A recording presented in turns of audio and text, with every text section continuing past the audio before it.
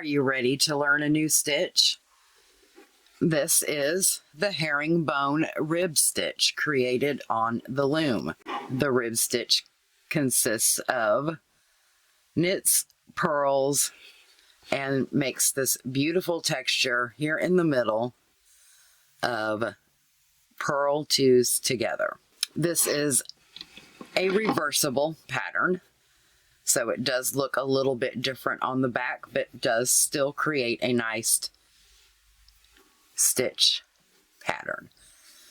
There are only 2 edge stitches on this pattern for the turn peg, and then I added 1 additional knit stitch on each side. You do not need to put a border on this pattern or at the bottom because this stitch does not cause any curling.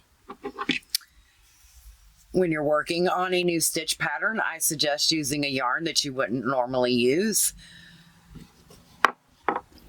so that you can practice, or do like I do. I pick up some cotton, and when working a new stitch pattern, I create the size that I would need for a dishcloth.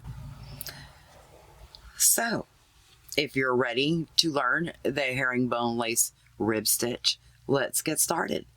Hi guys, I'm Erica from the LopsidedCrafter.com. Today we are going to learn the herringbone lace stitch pattern. This is not a pattern for any particular design, so I will not be showing you how to cast on and cast off. That would be determined by whichever project you are using. If you want to learn more about casting on and casting off, I do have several videos on my channel on how to do different types of cast-ons and cast-offs. So let's get started. This is a 2-row repeat and a 6-stitch repeat. Although I have added an additional stitch to one side to make it a 7-stitch repeat so that it equals out evenly when you are creating the actual stitch pattern. I have added 2 additional stitches on the side that are not included in the stitch pattern per se, but I like to put them on my charts so that I know for a visual that it's either a skip peg on one side or a turn peg on the other, depending on which direction I am going. I am right-handed. I work more comfortably from right to left, so my odd rows will be right to left and my even rows will be left to right. So let's get started.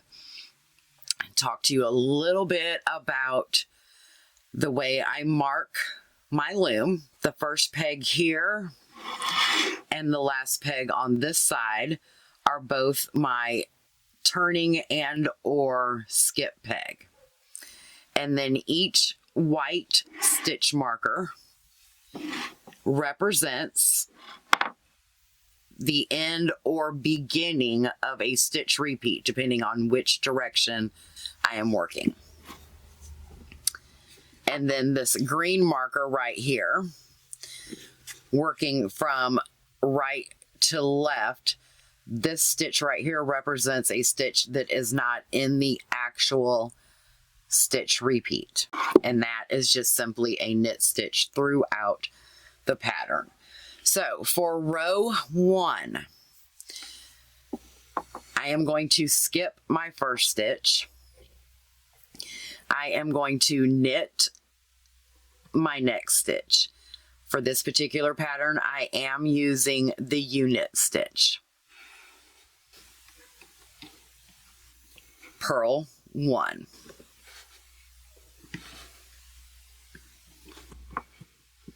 I'm assuming that you know how to knit and purl already. If you don't, I will post a link in the description or put a card up that will show you step by step how to purl. Our next stitch is a knit stitch. Then looking at the row directions that are above, you can see that the next stitch is a yarn over and the stitch following that is a purl two together. Because this is a 2-row repeat, it is really easy to move these stitches so the tension is not real tight, specifically with the yarn that I am using. So I'm going to pick that stitch up off of that peg and I'm going to move it to the peg next to it. So now I have created an empty peg for my yarn over and I have the purl two together. For this particular pattern, our yarn over is going to be where we bring our yarn in front. Some patterns do call for a yarn over, which is a E-wrap, but the E-wrap creates too big of a hole and we want a nice small hole in the stitch. So therefore we are just going to bring our yarn in front, and it also sets us up to purl two together for our next stitch. So you're simply going to go into the stitch and purl like you normally would, but purling both of those together. Then we have a knit stitch, a purl stitch, and then finally one more knit stitch. And that is the 7-stitch repeat for this particular stitch pattern. I will go over that again with you.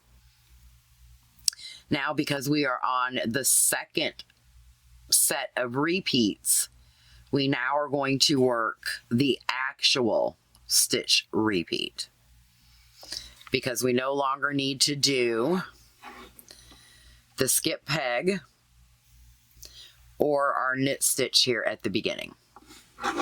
Okay, so the true stitch repeat, if you were to repeat this more than one time, is as follows. Purl 1, knit 1, yarn over, purl 2 together, remove the stitch from the peg where the yarn over will be and move it to the peg where our knit 2 or purl 2 in this case will be.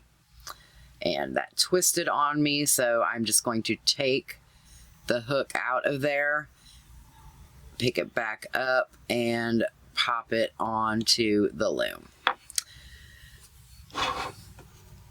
Bring our working yarn in front of the empty peg to create our yarn over.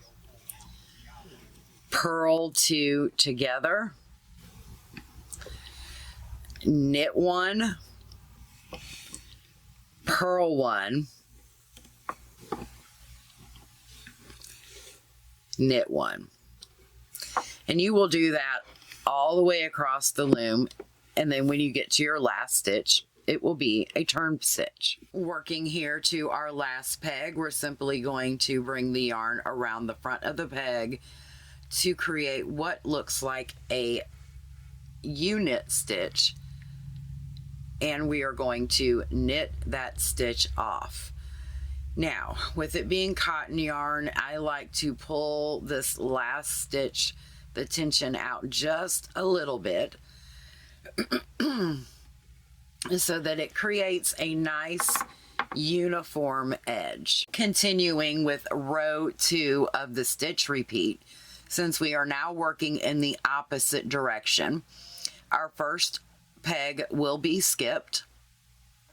However, we will now be starting with our stitch repeat and we'll work that continuously until we get to the last 2 pegs. So for row 2 of your stitch repeat, it is as follows. Knit 1, purl 2,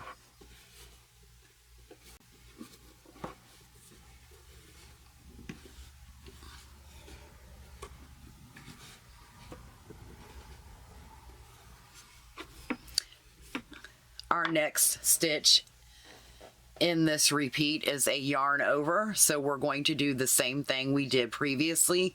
We're going to pick that stitch up and we are going to move it to the peg adjacent. One thing to keep in mind whenever you're doing a knit two together or a purl two together, they are always going in the direction you are knitting. So if we were to be doing a slip slip knit or a slip slip purl, we would be moving the peg, moving the stitch in the opposite direction of our knitting or purling direction. I hope that makes sense. So again, we are going to bring our yarn in front to create that yarn over, and we are going to purl two together. Our next two stitches will be purl stitches. Purl one,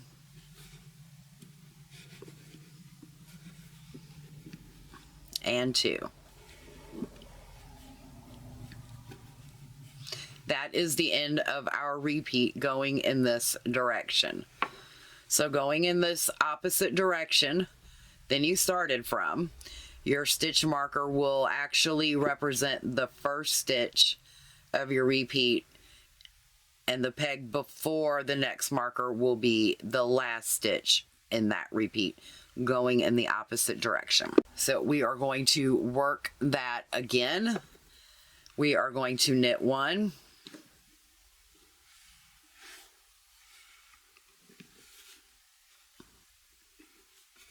purl two,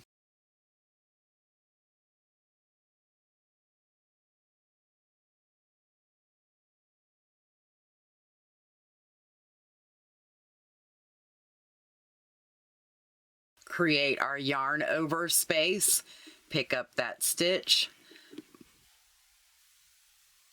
move it to the peg adjacent to it. Sometimes you have to help it. Bring the yarn in front that creates your yarn over, and then purl those two stitches together.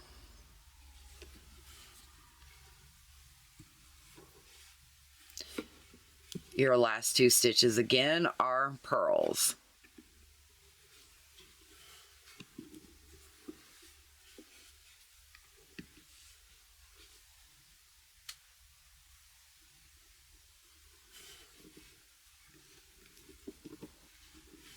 That is your stitch repeat for row 2. We are here at our final 2 stitches, which again are not part of your repeat because we are going in this direction from left to right. Our final stitch to equal out the whole pattern will be a knit stitch and then a turn knit, so that our yarn is prepared to go in the correct direction for the following row. This completes the 2-stitch repeat for the herringbone lace pattern. To find out more information on this pattern, the written instructions, and the chart, please go to our website, thelopsidedcrafter.com. It will be linked in the description box below. Thank you so much for joining me for this new stitch tutorial. And until next time, happy looming. Bye.